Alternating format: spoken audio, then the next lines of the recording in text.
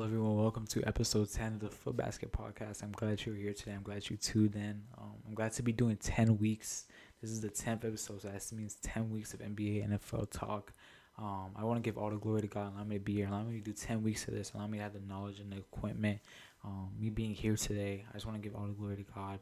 Um, I think I am so grateful. I am so happy and joyful to be able to continue to do this, continue to grow it, continue to see the feedback that I get.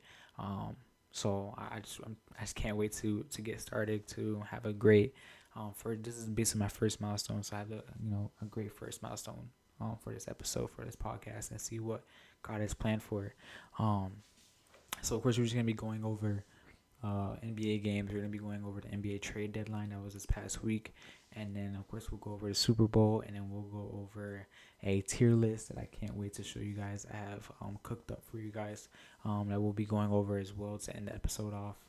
So I'm ready to get into it. It's gonna be a pretty packed episode, so let's get straight into it. So we'll go over February 2nd games. I didn't watch too much basketball this week.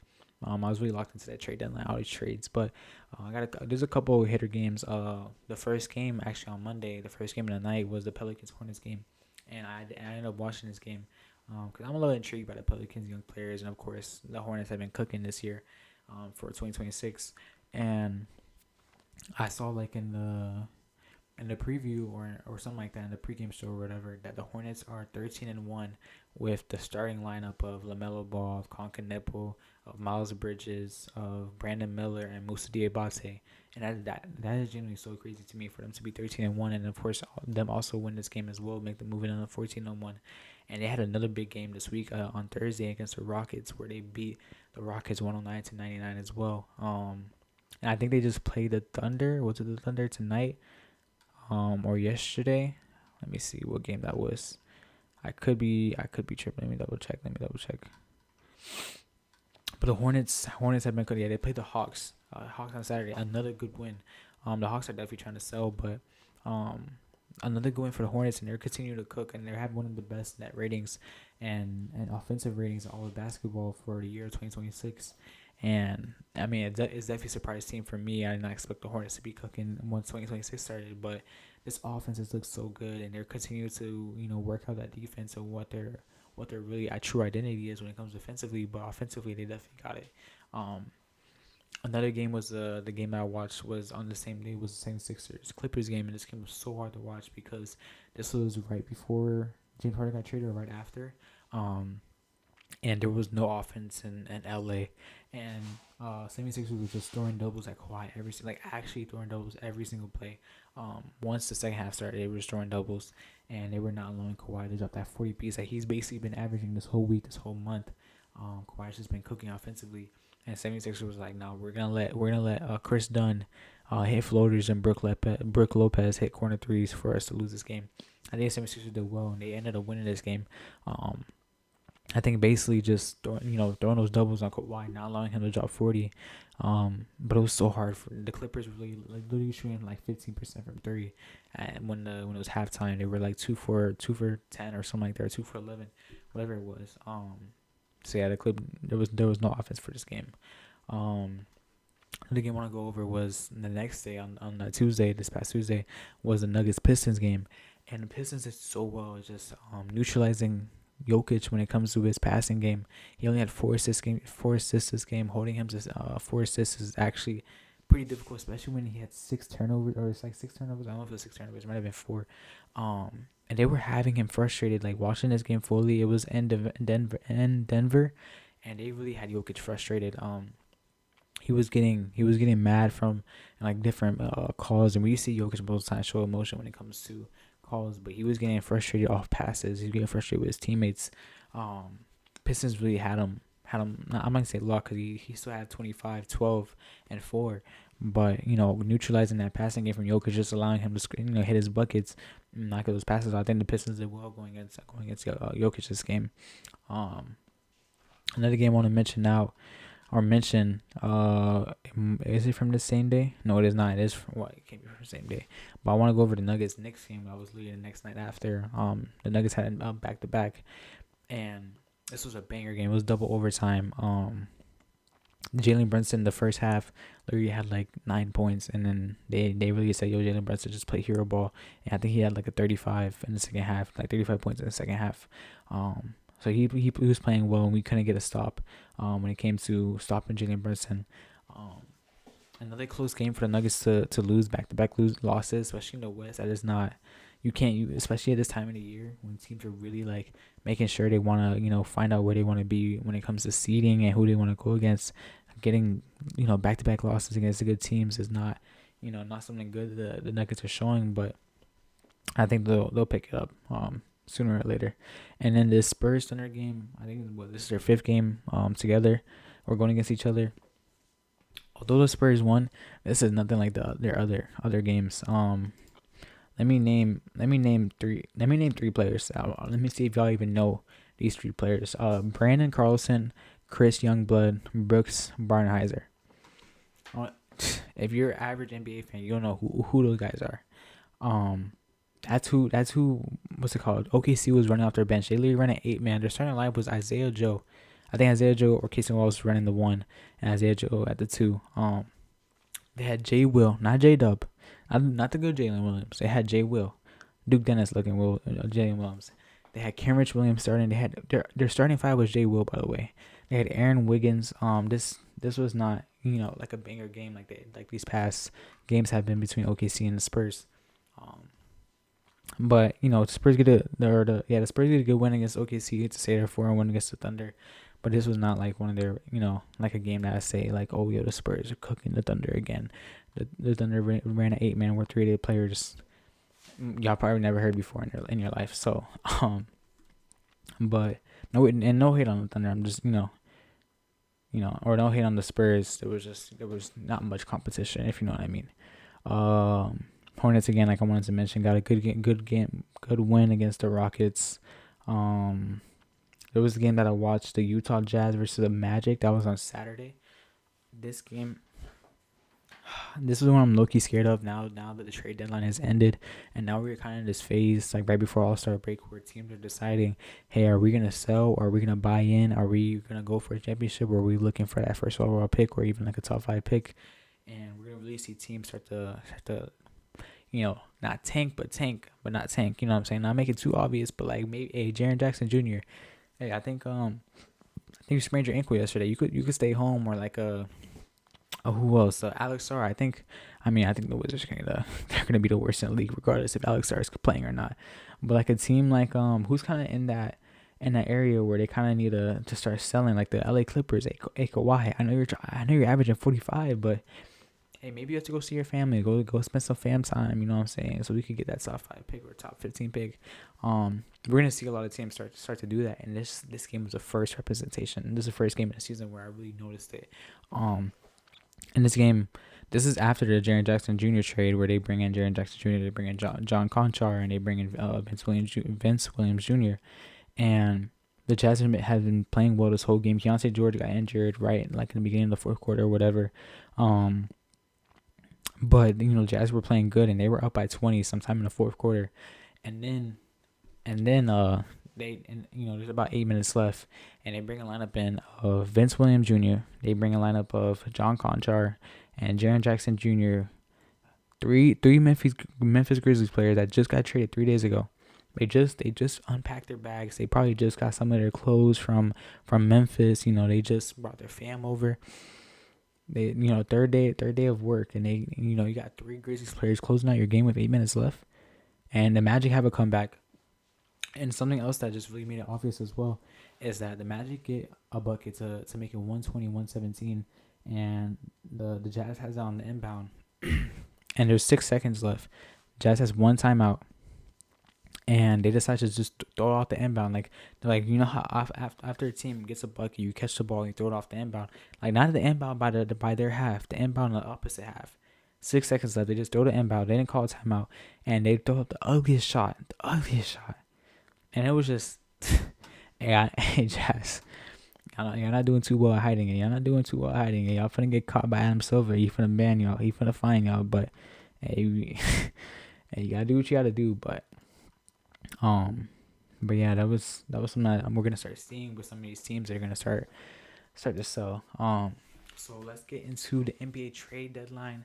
I'm gonna go over some of these trades. Some of these trades I'm not gonna be going over. I'm gonna be going over in order. So let's start off with.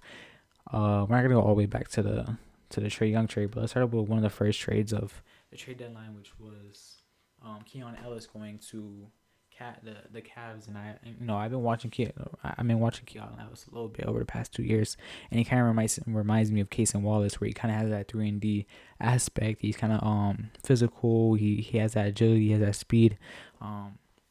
He's gonna show the effort and grit on the court. And I think this is a player that the Cavs need. Trading away DeAndre Hunter, also getting off that DeAndre Hunter contract as well. That's $23 million for a small forward that, sometimes they may not even be in your last 5 minutes of the game because you might trust Max Strus more. You know what I'm saying? $23 million for that type of player is, they get off this contract to bring in Keon Ellis, a young guy to, make some plays and also just fit what they need defensively as well, especially bringing in James Harden. Next trade I want to go over is this Utah trade. And something I was mentioning is, are they really going to try to sell this year to then get a high pick and then buy next year or the year after? They do have to pay Walker Kessler this year, this upcoming offseason. But the big lineup of Walker Kessler, Jaren Jackson Jr., Lauri Markkanen, and then you have Keontae George, and then Ace Bailey. That's a big lineup, and that lineup don't look too bad. Looking how thinking about how the growth of Ace Bailey is going to be this offseason, how Keontae George is going to grow this offseason, how Walker Kessler is going to look when he comes back. Excuse me. Even if Walker Kessler doesn't look too crazy, I think this team could have the talent, especially bringing in a top 10 pick, and also just the guys like Bryce Sensabaugh and Isaiah Collier continuing to grow as well. They don't need this crazy center like Walker Kessler. He's not a crazy center, but I think Walker Kessler in his lineup looks perfect. So we'll see what the Jazz does. But I think this was a really good trade for the Jazz. They didn't give away too many first round picks. Like the first round picks they gave is a Lakers pick, 2 years from now. And then a 2031 Phoenix pick. Who knows what that's gonna be? And then a 2027 first round pick between Cleveland, Minnesota, and Utah. All three teams, I believe, in 2027 are going to be decent to good teams. They're not going to be in the lottery unless Utah is completely selling. But yeah, we'll see. We'll see how. I think this is a good trade for Utah. Also, Chicago. I saw. let me read some of these names before I talk. The guard room in Chicago. Rob Dillingham, Josh Giddey, Jaden Ivey, Trey Jones. I'm saying Trey Jones. Trey Jones is a hooper. If you ain't watched Chicago basketball, Trey Jones is a hooper. I'm not even going to mention Yuki Karamoa and Mac McClung, but those are another two guards that's on the roster. Colin Sexton, Anthony Simons. That is, I'm not gonna mention Mac McClung or Yuki. I'm gonna say Rob Dillingham, Josh Giddey, Jaden Ivey, Trey Jones, Colin Sexton, Anthony Simons. Next 6 guards, right? How many of those guards can play 3? Anthony Simons is a good 6'3". He is not playing 3. Colin Sexton is a good 6'1". He is not playing 3.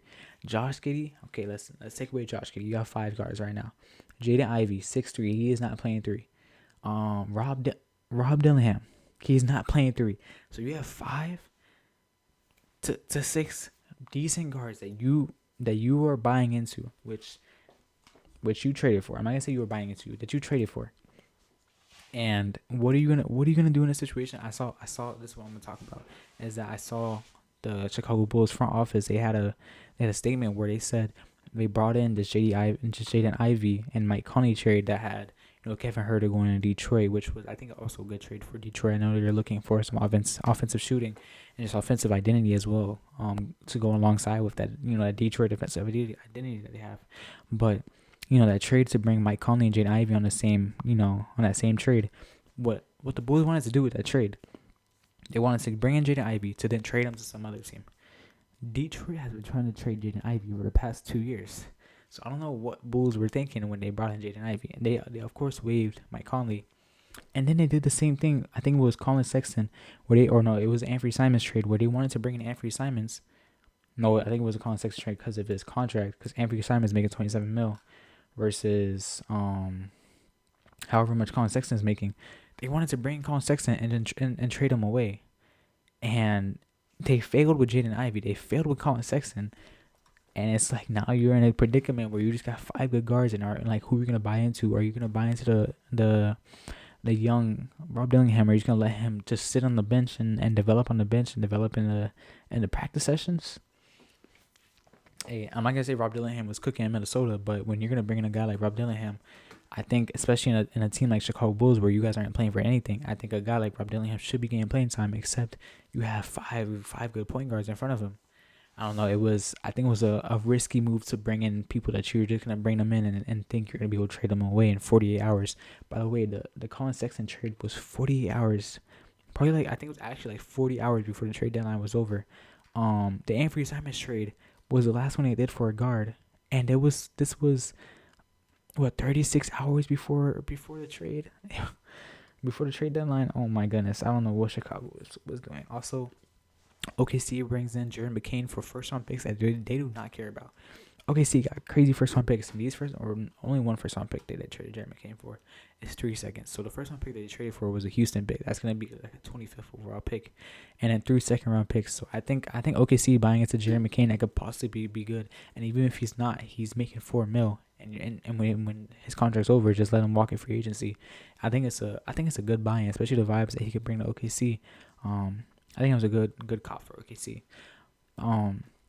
The James Harden, Darius Garland trade, I think it's good for the Cleveland Cavaliers. They really needed something different and something to, James Harden's gonna play basketball. Like versus like Darius Garland, you've been having issues with him being able to not deal with injury. Where James Harden, he's gonna play basketball for you. And I think, there's a lot of speculation when it comes to just like, oh, you're becoming 10 years older. But Cleveland, if you're the GM, if you're the front office, right, for the past 2-3 years, how long has it been since Donovan Mitchell's been there? It's been like 3 years now. You have Darius Garland, you have Donovan Mitchell, you have Evan Mobley, and you have Jared Allen. I'm not gonna say this is a big four.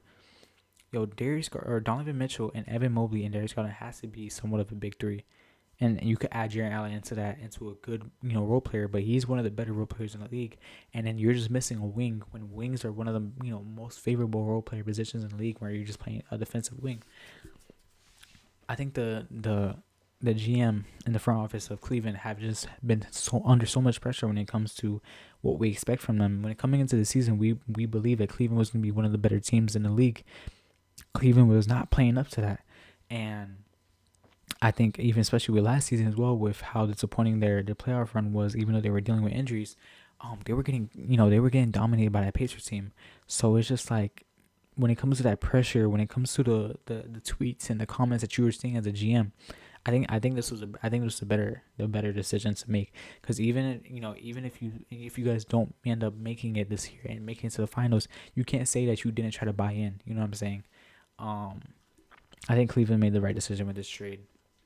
And Darius Garland is also going to have injury issues, and you buy into the now for Cleveland. So I think this was the right trade. And I think also the aftermath of this trade is also going to look better, because I think when you keep a guy like Darius Garland and it continues to keep on not working, you're gonna have to sell you have to sell all 4 guys in like a 1 or 2 season off season, versus like when you go buy in with James Harden and the James Harden thing doesn't work. Now you just have the Evan Mobley and the Donovan Mitchell to sell off if you end up trying to do a rebuild later if this doesn't work. But that's not for me to say if they do a rebuild or not. But I think it was a better trade for Cleveland, better than the what's it called?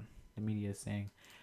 Boston acquiring Vucevic is saying that they basically believe when Jason Tatum comes back, they're gonna buy into trying to win this year, if not for sure next year, because I think Vucevic has 2 years on his contract and he's only making 21 mil. So I think you could even bring in a mid-level exception guy.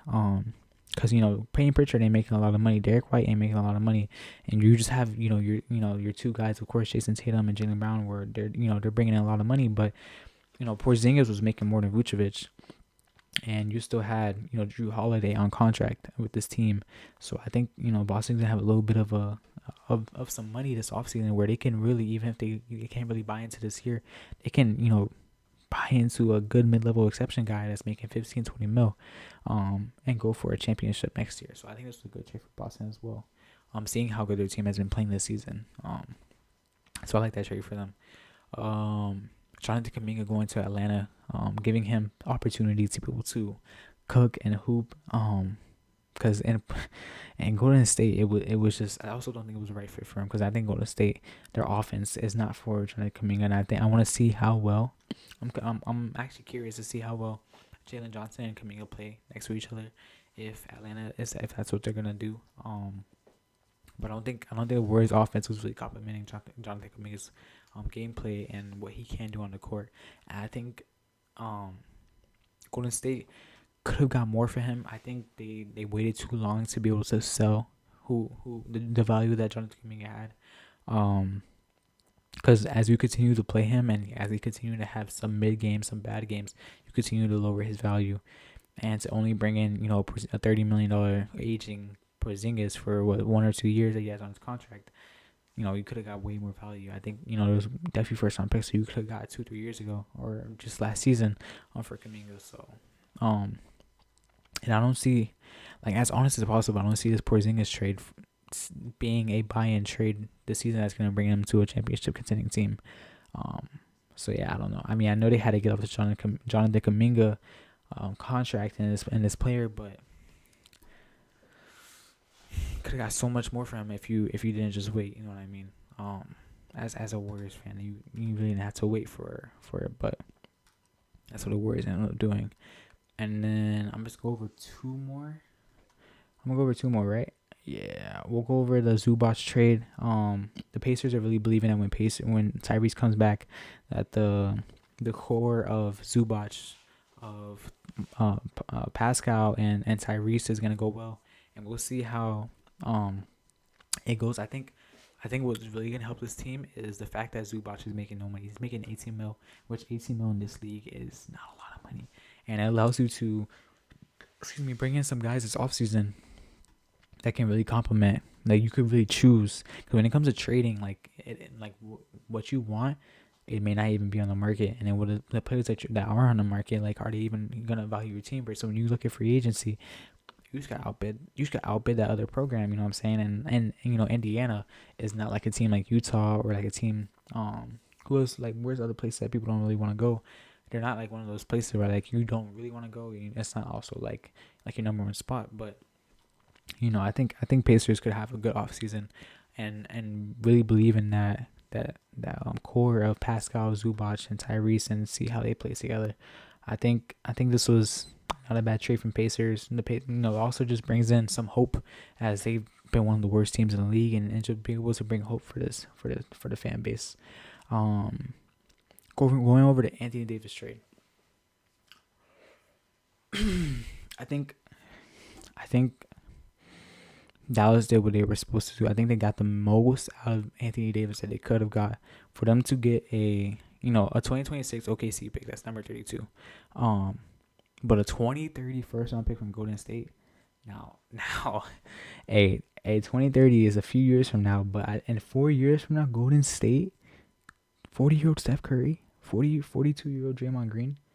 I think this pick is gonna look really well. I think to be able to get off the Anthony Davis contract, to be able to like really just decide to, okay, like, we can't win with AD, so let's just sell him while we can. I think they got great value for him, and to just do that rebuild with Cooper Flag and see how Cooper Flag just cooks now. He's really now gonna become the face of your franchise for the next few years. Now is your time, Dallas, to not sell the player that you have. When you have a face, Dallas is actually lucky to be able to have Dirk, to be able to have Luka, and now have Cooper Flag in a span of 20 years. Dirk got drafted 2001, 2002. Span of 22, 23 years, to have three players that are genuine like faces of your franchise. Like, as a Denver fan, we got Jokic, we got a little bit of AI, Carmelo, that little era, and that's it. And that's it. And that Carmelo AI era, we weren't winning no championship with that team. We had Andre Iguodala as our third best player on our team. You feel me? So, that's some ball knowledge. But I think Dallas did well with this trade. Being able to get off that AD trade and be able to get good value from him. I think they got really good value from him. And I think that's kind of all I want to go over with NBA trade. I think the trade deadline was so much better than I thought I was expecting it to be. I wish teams that were kind of in that like Cleveland, I think they could have bought more. Boston, I think they could have bought more. I think the Spurs could have bought in a little bit to make their team even better. A team like the Raptors, I feel like the Raptors could have bought in as well. Teams that aren't like guaranteed like in the championship, but could have bought in to bring their team to the championship. I think that should have happened. But hey, it's not for me to say. All right, let's go. Let's get to talking about the NFL. Let's get talking about the Super Bowl. Let me get my thoughts together before I start speaking about this. Yeah. Before I even continue, I already knew the Super Bowl was gonna be terrible. As honest as possible, and I feel like hindsight's 2020. Like I'm not trying to be like, oh, like now that I know what the result was, like I'm no, this is actual fact. Let's talk about the Patriots run. Hey, no hate to the Patriots. If you're a Patriots fan watching this, this is not your fault. It's not your fault as a fan. This is not your fault as an organization. Drake May, this is not your fault. The Patriots team is not your fault. That you had the easiest schedule. Statistically, not opinionated. Not like yo, I'm looking at your schedule and I think it's the easiest schedule. No, it's not. I think it's there's an advanced stat for you to rank schedules, and they even have this in like high school. But easiest schedule in the league, right? And easiest schedule league teams happen all the time, and they can have good runs or whatever. Then first round, LA Chargers, right? LA Chargers with no offensive line. Justin Herbert was playing horrible, and you guys still almost lost that game. It was a 3-point game at halftime, 7-point game at halftime, where Justin Herbert couldn't get no offense. That was a red flag. That was red flag number 2. Red flag was number 1 was them having the easiest schedule. Red flag number 2 was Justin Herbert didn't know how to play football. His O-line was genuinely selling him, and y'all were only up 7 points. Patriots only up 7. Okay. Red flag number 3. This was the biggest red flag for me. Biggest red flag. CJ Stroud those 4 interceptions in the first half. Yo, I need to. I'm sorry. I should have checked this before. Yo, I need to see what was the score at halftime. Yo, Patriots gonna make me mad. The score was 10-21 at halftime. 11-point game where the other quarterback threw 4 interceptions. I genuinely think 11-point game at halftime. Oh my goodness, bro. I'm not saying it was CJ Stroud's fault. Like he threw 4 interceptions. There was about 2 of those interceptions that our receivers should have caught the ball. When you have 4 turnovers like that, and that wasn't the only turnovers that the Texans had. I'm just mentioning the 4 interceptions that the other quarterback had. Especially when it comes to the confidence, when it comes to the momentum that you guys get for you guys to only be up 11 at halftime. What a touchdown and a half at halftime. That's red flag. What? Chargers, easiest schedule, and now the Texans. Red flag number 3. Red flag number 4. Should have checked this again, but let me. I just don't want to. I don't want to bring out false stats out here. Halftime against a backup quarterback, Denver Broncos, who should have been winning at halftime after missing a field goal before the blizzard. The score was 7-7, gang. 7-7 against a backup quarterback. He had one good throw, and the rest of the game was chopped. Hey.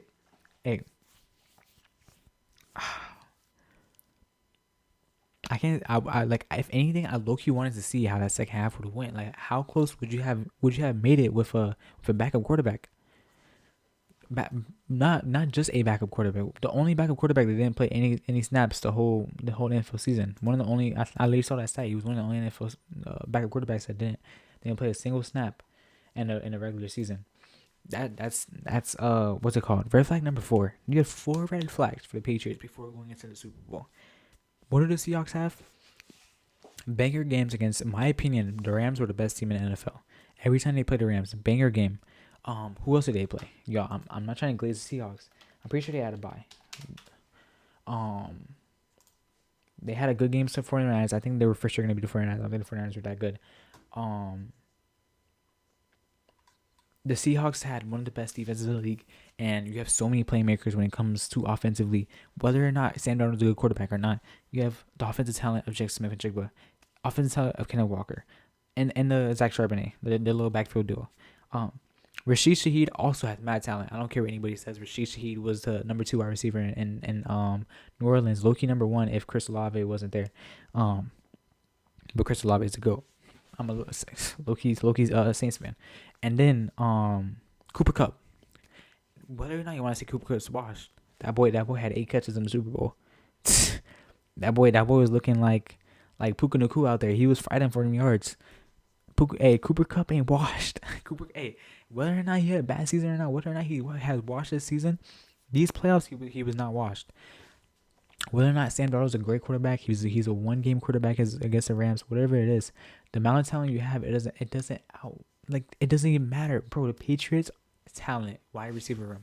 You tell me Kayshon Boutte was gonna cook up that Seahawks defense. That Seahawks defense. Listen, and I know you want to talk about Patriots had second best defense in the league or fourth best offense, whatever the thing is, something like that. Again, gang, I'm not trying to be a hater. I'm not a hater against the Patriots. I'm just saying the facts. When you have the easiest schedule in the league, I mean, I'm hoping you have one of the better rankings when it comes to offensive ratings and things of that nature, because you're going against teams that have number 30 defense. Like, you better have a good offense against that team. You know what I'm saying? And again, like I said before I even ranted, before I said anything, this has nothing to do against Drake May. It has nothing to do against the Patriots. It is not their fault that they had an easy schedule and they had to go against the backup quarterback, and the other quarterback, like CJ Stroud, had to throw 4 interceptions in 1.5. Things of that nature. But I think if I was a betting man, which I'm not, but if I was, I would have literally put 3 bands on Seahawks, because it shouldn't have even been close. Like, I really wish LA Rams and Seahawks could have played the Super Bowl somehow. I wish them teams were playing in the Super Bowl somehow, because that I had no idea who's winning this game. Bro, Seahawks Patriots gang. Bro, the Seahawks had no offense, and y'all still got clapped somehow. Watching that game was so bad. It was just punt after punt after punt after punt after punt. And it was like, and another red flag, by the way. I didn't even know this. I knew Will Campbell was starting. I didn't know the left guard on the Patriots was a rookie as well. You have two rookies on your offensive line, gang, going against one of the best pass rushers in the league. Oh my goodness, bro. Yo, again, no hate against the Patriots, right? No hate against the Patriots. I'm just stating the facts here, and I'm just, I'm yapping where I gotta yap. But that's what I gotta say about the Super Bowl. It was not a good Super Bowl. I wish it was the Rams Seahawks somehow, because that would have been a banger. If you have not watched a Rams Seahawks game this season, go tap into the highlights. If you can, go watch that full game. Those are some banger games. That is a Super Bowl type game. Those are the best games of the season, no cap. But that's what I have for the Super Bowl. I don't even want to say too much. I just wanted to get my little rant off about how it was so obvious. I don't know how people were putting bread on the Patriots. That's how I know you ain't got balls. You know what I'm saying? So let's get into this tier list I have for y'all. Let me get this ready for y'all. All right. Let's lock in. We're gonna do this. You know what I'm saying? I'm excited to do this. So I've created the tiers. So at the top I have Just Beautiful. We're gonna be ranking teams based on how their season went, not how good they are, not how talented they are, but how their season went. How I expected them to play before the season started, and how their season went. So we'll go in order of how. Should we go in order of how we'll go in order how the site has it. So what's it called? So we'll start with the Arizona Cardinals. I think they had a expected season. This isn't, listen, looking at this. Yeah, I think this already might be good. Listen, look, being expected, by the way, doesn't mean that you're better than all the teams that isn't disappointed or relocate. I just expected the Cardinals, play bad, of course, but I also think the Cardinals need to relocate at this point. Atlanta Falcons, definitely getting disappointed. The amount of talent they have, they should have definitely played better. Baltimore Ravens, definitely disappointed. Even though actually, am I hating? Because Lamar Jackson was out, and when Lamar Jackson came back, they were looking good again. It's kind of hard to rank the Ravens because of the Lamar Jackson injury. I'm gonna say disappointed just because of the playoff game against the Steelers. Buffalo Bills.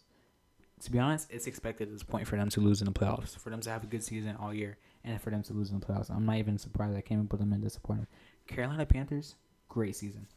Almost, it's not almost as beautiful, but it's a great season by a team that I did not expect to play well this season. Chicago Bears got to go just beautiful. They were one of the most fun to watch teams in the league. Did not expect them to be cooking like they were. They're part of just beautiful. Bengals, again, this is like the Ravens, where it's kind of like, Joe Burrow's injured most of the season. And like low key, like it's almost to the point where I kind of want to say relocate because, bro, I want to say relocate because y'all are not winning a Super Bowl with the money got tied up into your three guys. So I'm gonna say disappointed for the Bengals. The Browns, relocate. Don't got much to say about that. Relocate. Cowboys, disappointed season, especially their defense. That was their biggest thing. I think their offense almost has them in the expected. I think it's just it's sad to see how talented this team is, and for them to be able to do nothing every single year because of whether it's a quarterback, whether it's Dak Prescott having a bad year, defense having a bad year, wide receivers not having a good year, whatever it is, it's just multiple things. Broncos, just beautiful. As a Broncos fan, going into the season, I did not expect this to be the 1 seed. Not even be the 2 seed, not even be the 3 seed. Maybe make the playoffs, but as one of the worst wildcard teams. But for us to be one of the better teams in the NFL, if not the best team in the NFL, just beautiful. Detroit Lions, disappointed. Me going into the season, Detroit Lions were my favorite teams to watch. Favorite teams on that list. I'm like, I think they're gonna have a chance to win the Super Bowl this year, and they did not play well, and they did truly disappointed me as a fan. So I think that's a good spot for them. Green Bay Packers, I'm gonna say expected. I think the first half of the season they definitely were one of the better teams in the league, and like going against them was definitely scary. But I think they had an expected season. I think they were a good team, and they had some banger games, especially against Chicago. I think they played expected. Houston Texans, great season. Great season. I did not expect this breakout defense to come out and just be one of the best in the league, and how fun their defense was to watch. They had a great season. I enjoyed watching Texans basketball. Texans football. Colts. I'm gonna say it's hard to say. I'm gonna say great season for the Colts. Even though they had a Daniel Jones injury and then their season was cooked, for them to be able to, at least in my head, for them to not even make the playoffs, to be one of the best teams in the NFL before the Daniel Jones injury, they got to be up here for a great season. The Jaguars, great season, especially for Liam Cohen to come in and to turn his team around. For them to deal with injuries and to still be able to look good, and I think also just how young their team is as well. I think the Jaguars had a great season. It's almost expected in a way, but I just think with just how big the turnaround is, and especially when you fire a head coach like that, the first year could be kind of just like a building year and kind of getting that head coach used to it. But Liam Cohen came in and he did well as a coach, so I just want a great season for the Jags. The Kansas City Chiefs, again, this is hard because of injuries. But I'm gonna put in disappointed because even before Patrick Mahomes' injury, they were definitely a disappointing team to watch. They were not, I still had confidence in them that if they made it to the playoffs, they were gonna be good. But even while Patrick Mahomes was in, they were not playing that well. So I'm gonna put them in disappointed. For the Chargers, I'm gonna put expected. I think the Chargers, I think what they did the same thing they did last year, where they made the playoffs. They made the wild card last year. I can't remember, and they lost in the first round. And Chargers are just, they have the talent. They just need to really just especially build on the offensive line, and not just get they also had like the injury bug as well. That also hurt them. LA Rams, beautiful season. It's not like I went to the season and was like, yo, the LA Rams gonna be trash. But like how good they were, like best in the league good, I did not expect that. And maybe I was the only one that didn't expect the LA Rams to be the best in the league, but that's certainly what it was. Las Vegas Raiders, relocate. relocate. Miami Dolphins is almost relocated as well, but they started turning around the second half of the season, even though they were playing against terrible teams that were trying to sell. We'll put them in disappointed. I know they dealt with some injuries, and Tua is playing absolutely terrible. So I'm gonna put in disappointed. I'm not gonna say relocate because these teams are gonna relocate. They need to relocate. Like no cap. Minnesota Vikings. Ooh. You get Sam Darnold out of there. You bring in JJ McCarthy to have his basically rookie year, and they don't play too bad, especially that second half of the season. I'm gonna put expected for the Minnesota Vikings. That first half of the season they definitely did not play well, but I think especially that second half of the season they started getting some wins together, and we didn't expect the Vikings to play well after getting off Sam Darnold. So I think they're unexpected. Patriots. Just beautiful. Even though I was just hating, I'm not gonna say hating. Hating is such a strong word, but just talking about their schedule and everything like that. I think they had a beautiful season when it comes to them coming into the season being one of the worst teams last year too, being the best in one of the best teams in the league. So I was I think they were deserved to be up there. Saints. I'm gonna put expected. Going into the season, we did not expect much from the Saints, and we didn't expect them to get wins. And I think the Saints played how I expected them to play. So I'm going to keep the Saints there. The Giants, they're almost at that great season just because of how good Jackson Dart and Scalaboo did. But I'm going to put them in expected. They, of course, we didn't come into the season thinking the Jets were going to cook or the Giants were going to cook. But, they did what they could, especially with the injuries that they had. New York Jets. Not much to say about that. Just relocators are here 4 teams in New York, so not actual 4, but you know what I'm saying. Right? It's actually 4 New York Giants, New York Jets, Buffalo. I don't think there's another team in New York. I think it's just 3, but yeah, wrap it up. Eagles, definitely disappointed. Guaranteed. Eagles definitely had a disappointing season, and especially off the season they had last year and how dominant they looked. It was definitely a disappointing team to watch this season. Steelers. Playing Steelers a great season. Even though they have Aaron Rodgers, I did not expect them to be such a fun team to watch and win the wild card and make it to the divisional. It was a great watch. It was a great watch for the Steelers this season. And for them to make that trade and continue to look good as well, it was a great watch for the Steelers. The Seahawks, just beautiful. No ifs, ands, buts. They were one of the favorite teams to watch in the league. I think for sure these 5 teams, the Patriots are the only team that could be in a great season, but especially Chicago, Denver, LA Rams, and Seahawks, bro, they all look so like every single game you had to tap in. Every single game you had to tap in because it was just banger game after banger game. San Francisco had a great season. I think especially with the injuries they had this season with Brock Purdy, with George Kittle, with Nick Bosa, with Fred Warner.